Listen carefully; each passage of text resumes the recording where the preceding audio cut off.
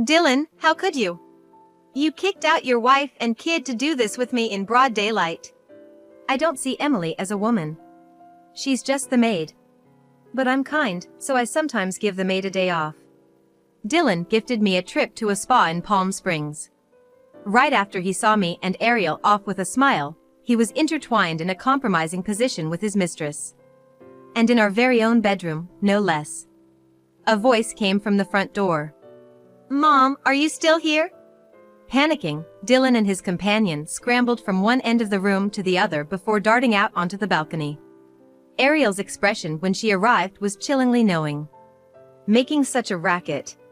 Did you see a nasty bug or something? A bug, or something like it. Ew, that's gross. Exactly. Gotta deal with it properly. Keeping my composure, I locked the balcony door with a loud click. Beyond the lace curtains, a silhouette cowered. Mom, I really hate bugs. No mercy for bugs, right? Nodding deeply, I dialed a number. My name is Emily Johnson, 47 years old. I got married 12 years ago. I met my husband, Dylan, at the office. He was hired mid-career, and I was assigned as his mentor. We quickly became friends. Not only was Dylan diligent in his work, but he also had a warm personality. He could easily get along with anyone, making him a favorite in the office in no time. The female employees loved him, and the male employees trusted him. Hey, Dylan. Seriously, you don't have a girlfriend? Then let's go out for drinks. A younger female colleague teased him. Trying to hide my jealousy, I realized I had already fallen for the popular Dylan. But I couldn't even casually ask him out for lunch. I thought I'd keep these feelings a secret. However, out of the blue, Dylan approached me. You know, I've fallen for you, Emily. Your modesty and the careful attention you give to things. It's wonderful. Next thing I knew, we were headed towards marriage. After our wedding, I decided to retire from my job. I wanted to continue working, but Dylan strongly wished for me to be a stay-at-home wife. Given our age, he also wanted kids soon. That's why, soon after I left work, I was shocked by his words. Just living off my money and lazing around, huh? You're worthless. I soon discovered that Dylan was only kind on the outside. Especially about my being a homemaker. I told him I wanted to return to work. But he wouldn't allow it. Think you can handle both housework and a job? Don't embarrass me by showing everyone how useless you are. Just stay home and know your place. I couldn't believe this was the same Dylan I had known. Many of our colleagues lived in our apartment building, which wasn't company housing but was conveniently located near our workplace. Whenever Dylan met a colleague in the apartment building, he would greet them with a friendly smile. Sometimes he'd even casually put his arm around my shoulder. I'd stiffen up in surprise, but people thought we were just a sweet couple. I once vaguely discussed my husband's behavior with an old colleague. Dylan's kinda rude at home? A complete opposite of how he is outside. That's kinda cute in a weird way. I still find it hard to accept reality. There's no way my former colleague, who only knows Dylan's facade, would doubt him. But you know, I just can't picture Dylan acting all high and mighty. Maybe Emily's just overthinking it? Moreover, Dylan is trusted more by society than I am. They just brushed it off as my being overly sensitive. My parents reacted the same way. Emily's always been the worrying type. Maybe kind-hearted Dylan's just tired from being considerate to everyone outside. Emily, you gotta support him. It felt like they were implying that I was in the wrong. The more I spoke ill of Dylan, the more I feared I would become the villain. Even though I felt uncomfortable at home, I became pregnant and gave birth. The birth of our daughter, Ariel, brought a significant change to our relationship. Dylan absolutely adores Ariel. Thankfully, he stopped nagging me in front of her. When Ariel's asleep, he still goes, "Did you nap again today? You sure have a lot of free time." But it's less frequent. Ever since Ariel was a baby, Dylan would eagerly take her out and show her off to the entire neighborhood. The neighbors always praise him as a good dad. What? Me, a good dad? Nah, I'm just average. Playing with my daughter makes all the work stress go away. Besides, I gotta give my wife some alone time too. Nah, I'm no super dad, that's for sure. Dylan, always playing with Ariel in the park in front of our apartment complex, not only earned the title of a good husband but also of a wonderful father. But the truth is, he goes out drinking every night and comes home late. At home, he's always on his phone and ignores Ariel. To top it off, sometimes he stays out overnight, saying, "I'm exhausted from work and parenting. I need a break." He sure knows how to put on a show, what a sneaky man. Moreover, he frequently buys things to get Ariel's attention. Daddy's nice, right? Can you say thank you to Daddy? Thank you, Daddy. Do you love Daddy? I love you so much. I understand that he wants to see Ariel smile. But he's just baiting her with things. Once he's satisfied with that, he won't pay attention to Ariel anymore. When Ariel was younger, she genuinely enjoyed his gifts. But gradually, she became confused by Dylan's fluctuating attitude, sometimes being very kind and other times being distant. Now that she's in 4th grade, she shows happiness when she gets something, but she doesn't initiate any interaction with Dylan. One day, I received a call from one of Ariel's friends' moms. She is Kate, a former colleague of mine. Although we didn't interact much at work, our kids happened to be in the same grade, and we live in the same apartment complex, so we became close. When I answered the call, Kate's shouting pierced my ears. Your daughter stole my daughter's video game. Apparently, Ariel had gone over to Kate's house after school and had supposedly stolen a video game. What kind of parenting are you doing? She's twisted. I trembled at her one-sided tirade.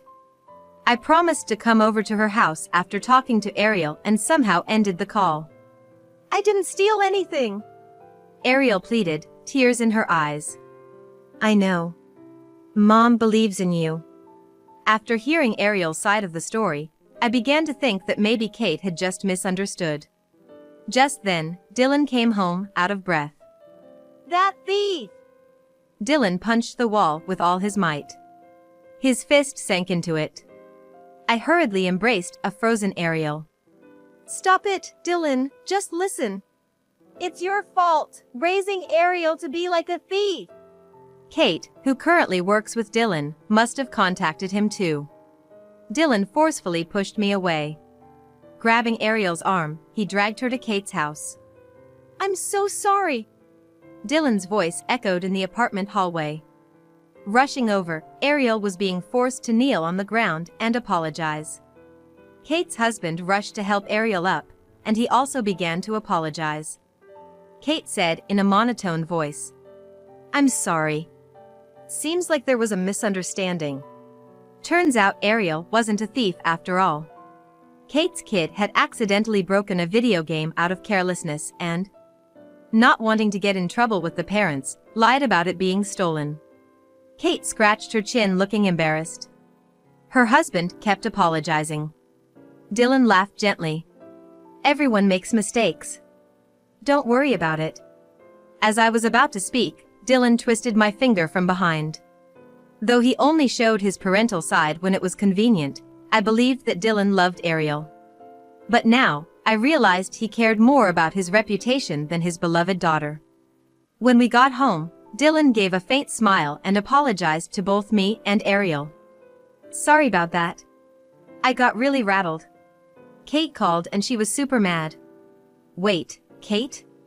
Oh, we work in the same department now and she's been good to me. So, you know, having our kids squabble affect our work is just not cool, right? You gotta understand where I'm coming from." In the end, it was all about him. My anger surged, causing pain in the back that I had hurt earlier. My face twisted in pain. "It's okay." With that, Ariel retreated to her room. Heh, Ariel is so mature. Way more than you, Emily, always looking upset. Feeling vindicated by Ariel's forgiveness, Dylan casually started drinking a beer. The next night, Dylan came home early. It seemed like he genuinely felt remorse. you're not mad anymore? Look, I got you something. He showed me his smartphone, and it was a reservation screen for a hot spring inn. As an apology, I booked it for this weekend, just for you two. It was an inn located about an hour from home in a spa town.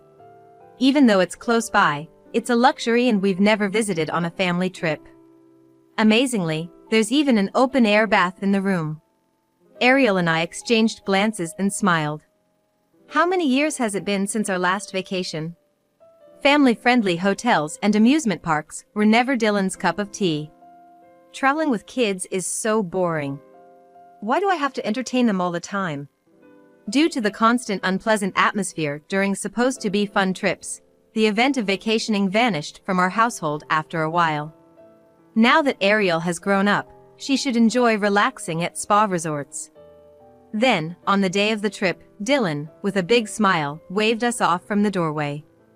Don't worry about me, just go have fun with your girl time. Ariel and I happily headed towards the train station. Thinking of grabbing a coffee at the station, I suddenly realized. Oh no, I left my wallet. Oh, Mom. Sorry. At least I noticed before we left. True. Holding our slightly heavy bags, we hurried back the way we came. Ariel sat down on a bench in front of our apartment, saying, I'm exhausted. I took the elevator up to our apartment alone. As I tried to take off my shoes at the entrance, something felt off. Whose shoes are these? There were a pair of women's shoes haphazardly kicked off. Holding my breath, I could hear Dylan's voice from the bedroom. I gifted her a spa trip, and she easily got in a good mood. Such a simple woman. Then, a woman's laughter echoed. Dylan, you're so bad. Sending off your wife and daughter just so you can have fun with me in broad daylight? No doubt about it, that voice belonged to Kate. Even though it wasn't hot, I felt an uncomfortable sweat. I don't even see Emily as a woman. She's just a housemaid. But, being the kind guy I am, I sometimes give my maid a day off. Kind? Who says? It's so unfair that I gave up the spa resort I was supposed to go to, with you. You know what, Kate? Because of you, Emily was super mad at me. I felt guilty about staying out overnight and didn't want to pay the cancellation fee for the resort. So, using the trip to appease my maid seemed like a smart move. Not only am I kind, but I'm also clever. I quietly approached the bedroom. Peeking through the slightly open door, I saw Dylan and Kate intertwined in an indecent manner. My vision began to blur. Sadness? Anger? I couldn't quite understand the emotions bubbling within me. Just staring at the entangled figures, I muttered under my breath. Disgusting. Hearing my voice, the playful actions of Dylan and Kate came to a halt. In that sudden silence, the sound of the front door opening rang out. Mom, what's taking so long? Dylan and Kate panicked. Looking around for an escape, but with my shadow at the door, they had nowhere to go. Ariel's footsteps got closer. Both of them rushed from one end of the room to the other and finally bolted to the balcony. Despite the lack of an outdoor hot tub, they stood exposed in all their glory. Ariel, who had just entered, looked stern. What's all the fuss? Did you see a nasty bug or something? Something like a bug, yeah. Ew, that's gross. Right.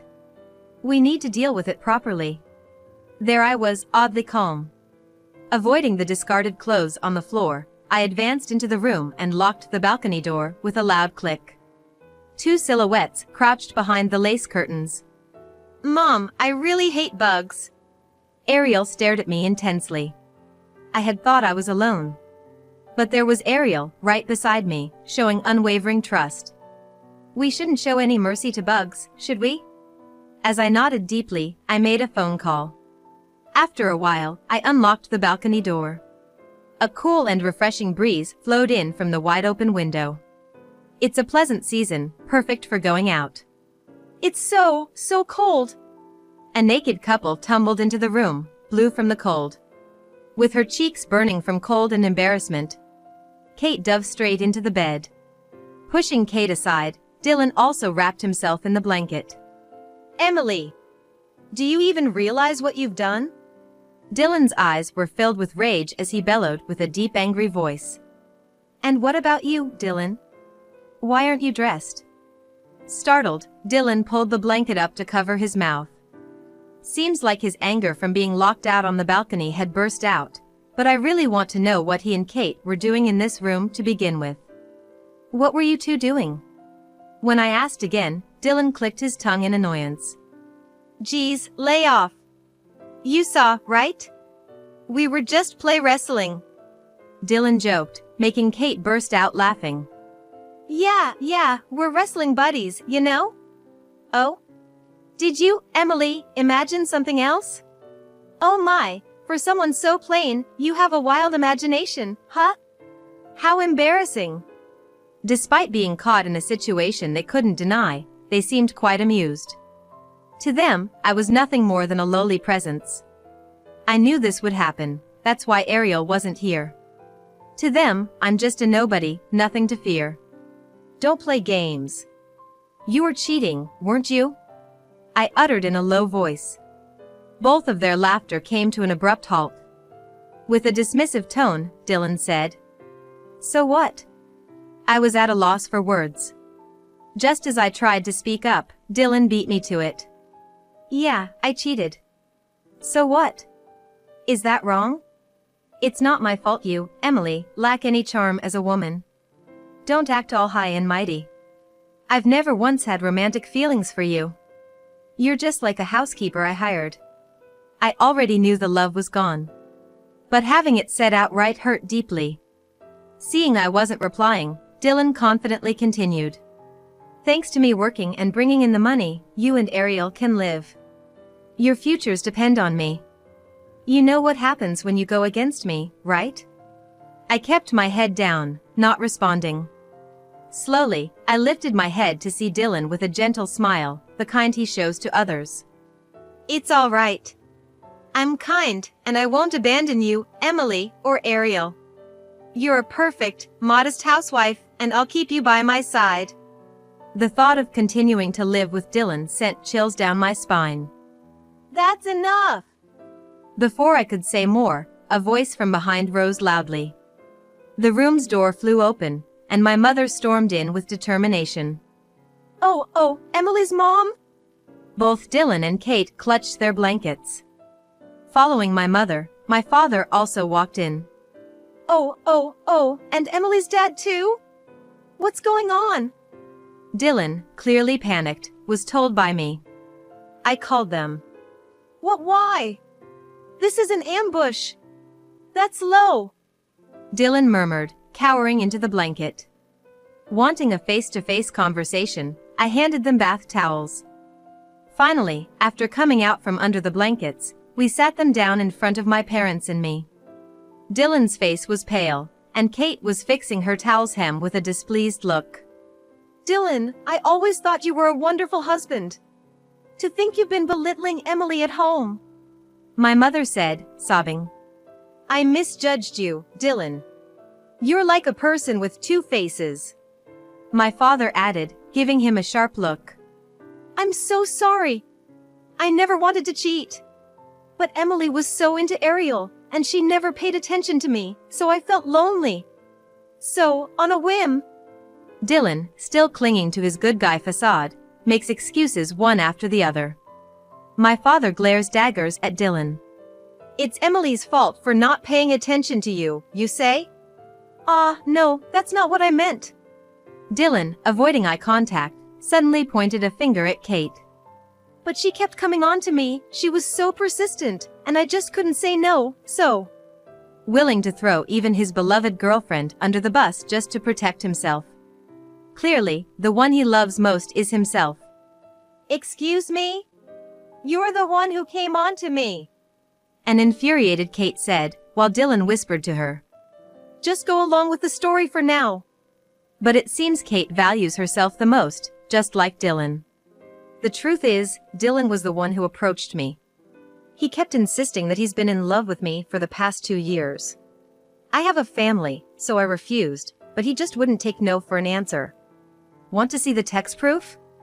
I'm the victim here who was dragged into this affair against my will. Dylan, with a face contorted in despair, looked up to see Kate looking down at him smugly. The mother clapped her hands loudly. You say you're the victim? Emily is the real victim here. You're the one at fault. Kate shrugged her shoulders. Under the intimidating presence of the parents, Dylan became more defiant, his displeasure evident. It's so unfair, Emily. You called your parents here to lecture me? Ganging up on me with allies on your side, that's so low of you. You're such a cowardly woman who can't do anything on her own. His anger directed at me even before any sign of remorse. How much does he look down on me? It's not unfair. I didn't just call my parents.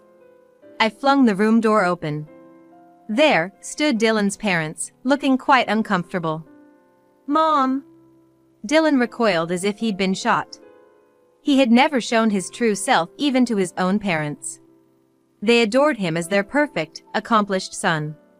I didn't expect them to be on my side, but I called them to show them the truth. Even if I told them, nobody would believe that Dylan uses terrible language at home. So, I wanted them to see it with their own eyes. Having played the part of the perfect son for so long, the harsh looks from his parents seemed to hurt Dylan the most. He held back his tears. Standing wrapped in just a towel, looking utterly pitiful. I feel bad for Dylan. His mother whispered. It's not right to gang up on him like this. Maybe he was a bit too hard on Emily sometimes. But working outside, of course he's stressed, so it can't be helped. Let him vent a little at home. Dylan looked up, his face wet with tears. His mother ran to his side, holding his hand tightly. The affair was just a momentary lapse. No, I can see how it's Emily's fault too. Inviting us to witness the affair was a nasty move. Poor thing, he must have gotten sick of his home life. His father nodded in agreement. That's right. What's with this treatment over a simple affair? Yes. People have always said that affairs are a mark of a man's prowess. What's the big deal? Do you find it fun to crush a man's pride like this? Yes. Every man has an affair or two. Heck, I've always had a woman or two on the side. Yes, wait, what? His wife, who had been nodding along, suddenly looked alarmed. You've been cheating too? The scene quickly shifted to the parents-in-law having a heated argument. While she defended Dylan earlier, the moment she found out she was being cheated on, she lost her cool. I wished they would just leave, as they weren't helping, but instead were making things worse. His father looked at me with pleading eyes, but I wasn't about to help him. Dylan, now with no one on his side and exposed for who he truly is, was lost. Kate, who had kept quiet, seized the opportunity to escape from my house. But at her home were her husband, child, and Ariel. Of course, I had informed her husband about the affair.